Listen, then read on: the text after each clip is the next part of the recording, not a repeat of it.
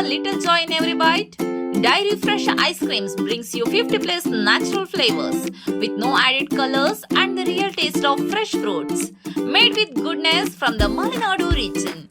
Dairy Fresh Ice Creams, a little joy for all.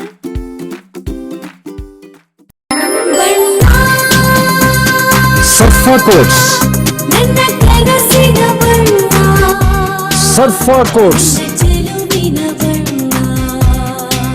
ಸರ್ಫಾ quotes ರವರ ಸುದೀರ್ಘ ಬಾಳಿಕೆಯ ಸುಂದರವೂ ಆದ ಜಲಾಧಾರಿತ ಪರಿಸರ ಸ್ನೇಹಿ ಪೇಂಟ್ಗಳನ್ನೇ ಬಳಸಿ. Surfa luxury emulsion paint, odourless, low ವಿಒಸಿ,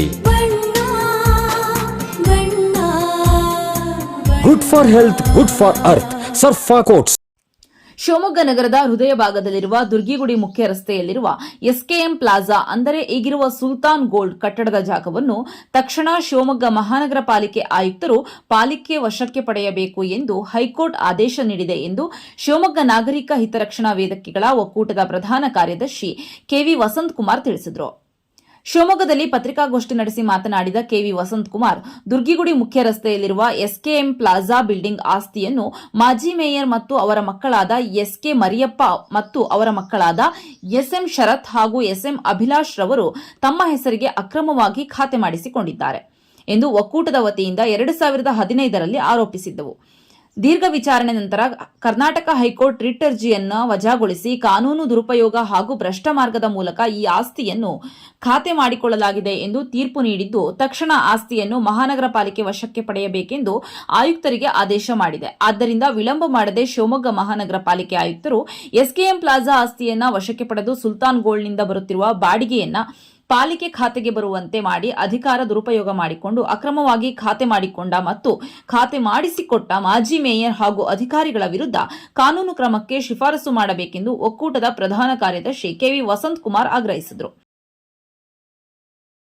ಒಂದು ಸಣ್ಣ ಬ್ರೇಕ್ ಮುಗಿಸಿ ವಸಂತಕುಮಾರ್ ಏನ್ ಹೇಳಿದ್ರು ಕೇಳೋಣ ಬನ್ನಿ.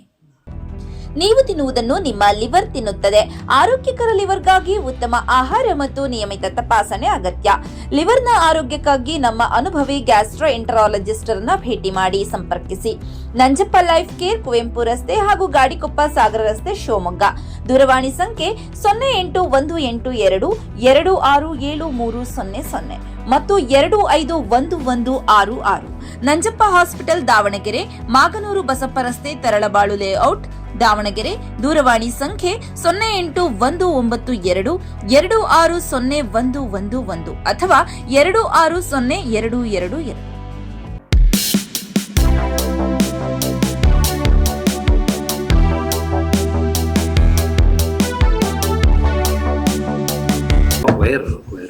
ಹತ್ತು ವರ್ಷಗಳ ಸುದೀರ್ಘವಾದ ಒಂದು ಪ್ರಯತ್ನ ಮತ್ತೆ ಹೋರಾಟದ ಮೂಲಕ 2015 ಡಿಸೆಂಬರ್ ಅಲ್ಲಿ ಪ್ರಾರಂಭ ಮಾಡಿದ್ವಿ. ಶಿವಮೊಗ್ಗ ನೇರು ರಸ್ತೆ ದುರ್ಗಿಗುಡಿನಲ್ಲಿ ಎಸ್ಕೆಎಂ ಪ್ಲಾಜಾ ಅಥವಾ ಇವತ್ತು ಸುಲ್ತಾನ್ ಗೋಲ್ಡ್ ಬಿಲ್ಡಿಂಗ್ ಏನಿದೆ ಅದು ಪಾಲಿಕೆಯ ಜಾಗ. ಇದ್ರ ಬಗ್ಗೆ ನಾವು ಜಿಲ್ಲಾಧಿಕಾರಿಗಳಿಗೆ ಮತ್ತೆ ಪಾಲಿಕೆ ಆಯುಕ್ತರಿಗೆ ದೂರು ಕೊಟ್ಟಿದ್ವಿ. ಅದರ ನಂತರ ಜಿಲ್ಲಾಧಿಕಾರಿಗಳು ಅದನ್ನ ಡಿಎಂಎಗೆ ರೆಫರ್ ಮಾಡಿ ಖಾತೆ ರದ್ದತಿಗೆ ವಿನಂತಿ ಮಾಡಿಕೊಳ್ತಾರೆ. ಡಿಎಂಎ 2 ವರ್ಷಗಳ ಕಾಲ ವಿಚಾರಣೆ ನಡೆದು 2017ರಲ್ಲಿ ಖಾತೆ ರದ್ದಾಗುತ್ತೆ. ಇದನ್ನ ಕಬಳಿಸಿದವರು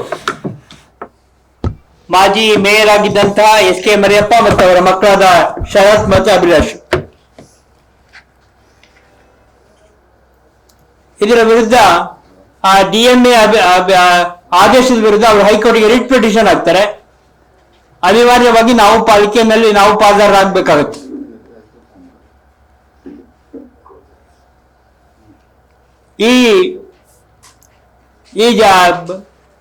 ಇದಕ್ಕೆ ಏನೇನು ಅಗತ್ಯವಾದ ದಾಖಲೆಗಳಿತ್ತು, ಏನೇನು ಆದೇಶಗಳಿತ್ತು, ಅದು 2 ಸಾರಿ 3 ಸಾರಿ ಪಾಲಿಕೆ ಜಾಗ ಅಂತ ಹೈಕೋರ್ಟ್ 2 ಸಾರಿ ಹೈಕೋರ್ಟ್ ನಲ್ಲಿ ಆಗಿರ್ತಕ್ಕಂಥದ್ದು. ಡೆಲ್ಲಿನಲ್ಲಿ SLP ಹಾಕಿ ಫೇಲ್ ಆದಂತದ್ದು. ಅಂತದನ್ನ ಯಾರಿಗೆ ಹಕ್ಕೇ ಇಲ್ಲ ಅಂತವರಿಂದ ಇದನ್ನ ಖಾತೆ ಮಾಡಿಕೊಂಡು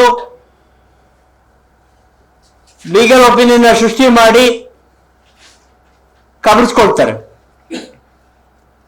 ಇದರ ವಿರುದ್ಧ ಸುದೀರ್ಘವಾದ ಸುಮಾರು 10 ವರ್ಷಗಳ ಕಾಲ ಗೊತ್ತಿಲ್ಲ ನಮ್ಮ ಎಷ್ಟು ಸಾರಿ ನಾವು ಬೆಂಗಳೂರಿಗೆ ಹೋಗಿದ್ದೀವಿ, ಒಂದು 10-20 ಬಾರಿ ನಾವು ಹೋಗಿದ್ದೀವಿ. ಸುದೀರ್ಘವಾದ ವಿಚಾರಣೆ ನಡೆದು ಒಂದು ಹಂತಕ್ಕೆ ಅದು ಆಗೇ ಬಿಡುತ್ತೆ ಅನ್ನುವಂಥದಕ್ಕೆ 2-3 ವರ್ಷದ ಹಿಂದೆ ಆಗೇ ಬಿಡುತ್ತೆ ಅಂತ ನಿರ್ಧಾರ ಆಗಿತ್ತು. ದುರ್ದೈವವಶಾತ್ ಅವತ್ತಿನ ಜಡ್ಜ್ ರಿಟೈರ್ ಆಗ್ಬಿಟ್ರು. ಈ ಕೇಸಿಂದ ರಿಟೈರ್ ಆಗ್ತಾರೆ. ಈ ಕೇಸಿಂದ ಅವ್ರು ರಿಟೈರ್ ಆಗಿಲ್ಲ, ಈ ಕೇಸಿಂದ ರಿಟೈರ್ ಆಗ್ತಾರೆ. ಮತ್ತೆ ವಿಚಾರಣೆ ಮುಂದುವರಿಯುತ್ತೆ. 2-3 ವರ್ಷ, ಮತ್ತೆ 1 ವರ್ಷದಿಂದ ಕಳೆದ 1 ವರ್ಷದಿಂದ ಹಲವಾರು ಬಾರಿ ಇದರ ವಿಚಾರಣೆ ನಡೆಯುತ್ತೆ.